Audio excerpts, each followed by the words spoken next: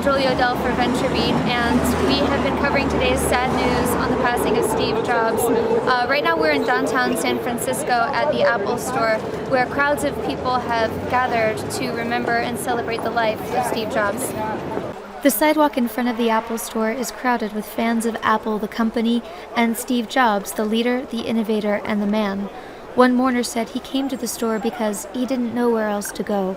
Many passers-by only found out about the news from walking by the store. Some had gathered with flowers and iPads bearing messages of remembrance and sorrow. I've grown up with Macs all my life. I started off as a software developer about 10 years ago when I was 13, 14 years old.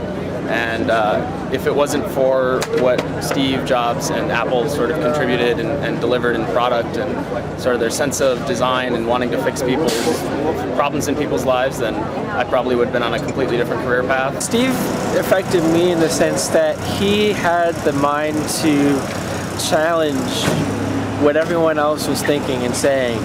When he spoke at Stanford in 2005 at the commencement about following your heart, doing what you feel is right, he dropped out of classes and dropped in on calligraphy, not even thinking that it would be a part of the Mac years later. And so nowadays, I take that to heart in how I live my life.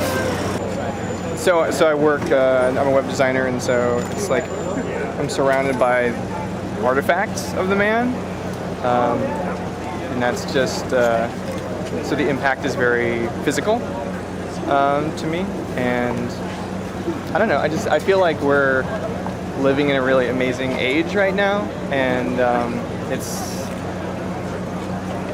time erodes those things, like good things don't last. So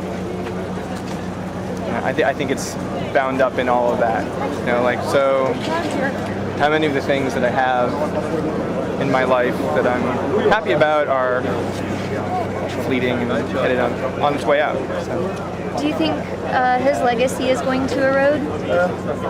No, I think it's one of those Obi-Wan things. Like it's just he's going to be more powerful in death, right?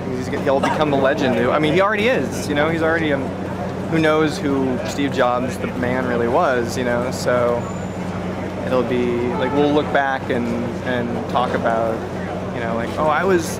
I had the first iPhone or whatever, back, in the future or whatever. The way that people would talk about, like the Model T or the light bulb, these things that like, I had, I was the first on my block to have electric lighting or something like that. And you're like, oh yeah, I had a laptop back when they were, back when there were laptops. Who knows, like what the future holds. So.